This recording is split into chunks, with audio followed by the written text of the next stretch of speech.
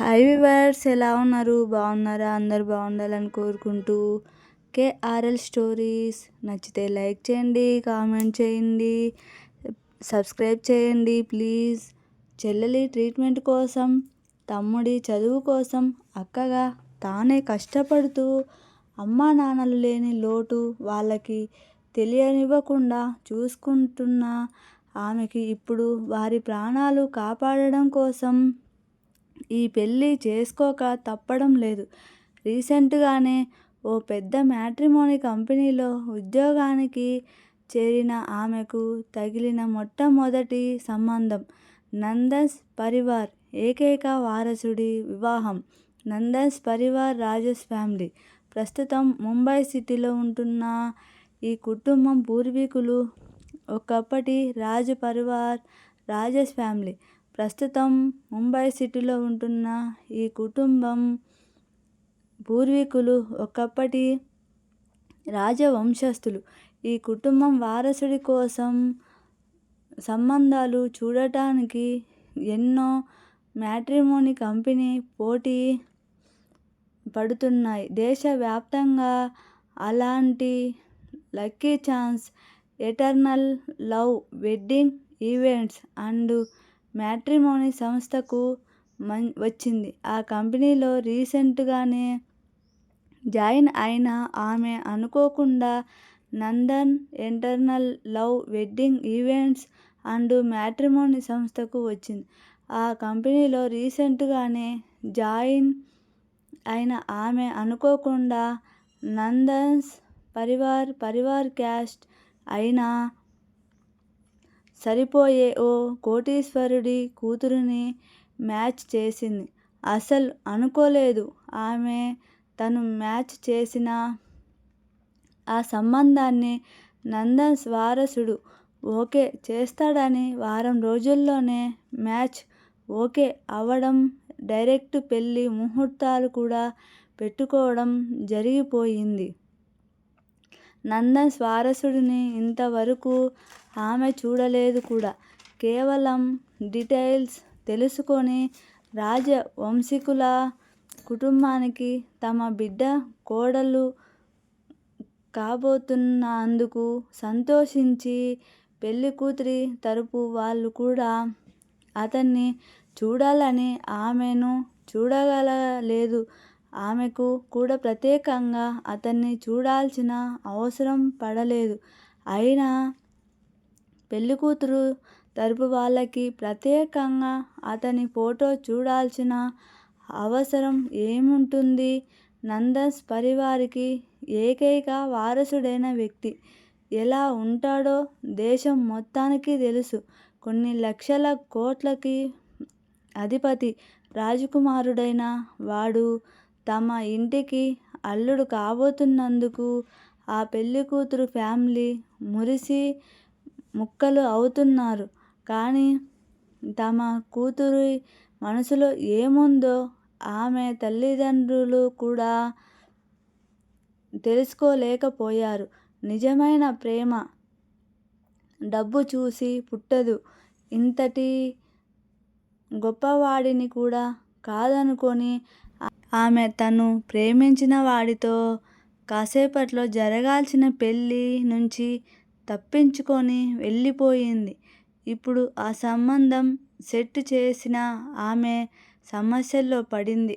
నందన్స్ పరివార్ వారసుడు ఈ పెళ్లి అనుకున్న సమయానికి ఎలా అయినా జరగాలని పట్టుబట్టి కూర్చున్నాడు. పారిపోయిన పెళ్లికూతుర్ని ఇప్పటికి అప్పుడు పట్టుకొని తాళి కట్టడం కష్టం కాబట్టి సంబంధం సెట్ చేసిన అమ్మాయి కూడా ఇంకా పెళ్లి కాని అమ్మాయిని తెలిసి ఆమె చెల్లెల్ని, తమ్ముడిని కిడ్నాప్ చేయించి తన మనిషి ద్వారా ఆమెను బెదిరించి భయపెట్టి పెళ్లికి ఒప్పుకునేలా చేశాడు. దిక్కుతోచని స్థితిలో పెళ్లికి సిద్ధమైన ఆమె తన ఆఖరి ప్రయత్నంగా అతనితో మాట్లాడి చూడాలని వచ్చింది. పెళ్ళికొడుకు రూమ్ దగ్గరకి భయంగానే డోర్ లాక్ చేయాలని చూసిన ఆమెకు అది లాక్ చేసి లేదని తెలిసి ఎక్స్క్యూజ్ సార్ అంటూ డోర్ ఓపెన్ చేసుకొని లోపలికి అడుగుపెట్టి తన కళ్ళ ముందు జరుగుతున్న దాన్ని చూస్తూ షాకుతో బిగుసుకుపోయి ఉంది. ఒక్కడే ఉంటాడు అనుకున్న ఆమె కథను మరో స్త్రీతో కలిసి సయ్యాటలాడుతూ కనిపించాడు. డోర్ ఓపెన్ చేయన లోపలికి అలికిడికి తల తిప్పి అటుగా చూసింది.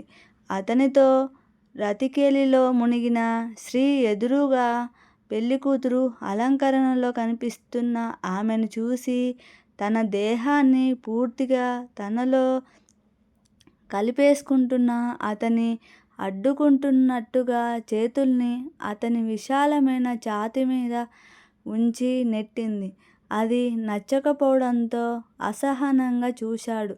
తన కిందనున్న ఆమె అతన్ను డోర్ వైపు చూడనట్టుగా కళ్ళను తిప్పి చూపించింది. ఆమె విసురుగా చూశాడు. బాబు ఆమె చూపిస్తున్న వైపుకి ఆ చిరుతకళ్ళ వేడి చూపులు తనని తాకినంతగానే ఇంకొక క్షణం కూడా ఆ గదిలో ఉండకుండా వెంటనే బయటకు వెళ్ళి డోర్ క్లోజ్ చేసింది. డోర్ దగ్గరే బిక్కు చచ్చిపోయి నిల్చున్న ఆమె అతను మాత్రం అదేం పట్టించుకోకుండా మళ్ళీ తన పనిలో పడ్డాడు. తనేం చూసిందో కూడా అర్థం కాని అయోమయంలో దాదాపు 10 నిమిషాల పాటు బయటకు వచ్చాక కూడా చేరుకోలేకపోయిన ఆమె ముందుకు అప్పుడొచ్చింది లోపల పెళ్ళికొడుకు కింద నలిగిపోయిన అమ్మాయి. లోపలికి వెళ్ళు, మావాడు పిలుస్తున్నాడు నిన్ను అంది విసుగ్గా. చెదిరిపోయిన తన జుట్టుని సరి చేసుకుంటూ ఆమె. నేను వెళ్ళను, ఈ పెళ్ళి కూడా నేను చేసుకోను, వాడి చావేదో వాడు చావమను అని విసురుగా అరిచి చెప్పి ముందుకు కదిలింది. పెళ్ళికూతురు వాడు చచ్చే రకం కాదు, చంపే రకం. మీ చెల్లెలినో తమ్ముడినో లేదా ఇద్దరినో వాళ్ళని చంపైనా నిన్ను పెళ్ళి చేసుకుంటాడు. వాడిప్పుడు ఆ అమ్మాయి మాట వినిపించడంతోనే ముందుకు వెళ్ళేదెలా ఆగి వెనక్కి తిరిగి నిర్ఘాంతపోయి చూసింది. వాడి కోసం నీకు తెలియదు, అందుకే చెప్తున్నా, నా మాట విను, లోపలికి వెళ్ళు కార్నర్ స్మైల్ తో పెళ్ళికూతురిని చూస్తూ చెప్పింది. ఆమె నాకు తెలియదు సరే, కానీ మీకు బాగా తెలిసినట్టుగా ఉంది కదా అతని కోసం అన్ని విధాలుగా. అలాంటప్పుడు అతన్ని మీరే పెళ్ళి చేసుకోవచ్చు కదా అంది. పెళ్ళికూతురు ఆవేశం పట్టలేక గట్టిగా చేసుకునే అవకాశం ఉంటే అంత ఈజీగా నేను వదులుకునేదానికి కాదులే, కానీ ఎక్కువగా ఇక్కడ నాతో డిస్కషన్ పెట్టకు. అసలేం వాడి కోపం ముక్కుమీదనే ఉంటుంది.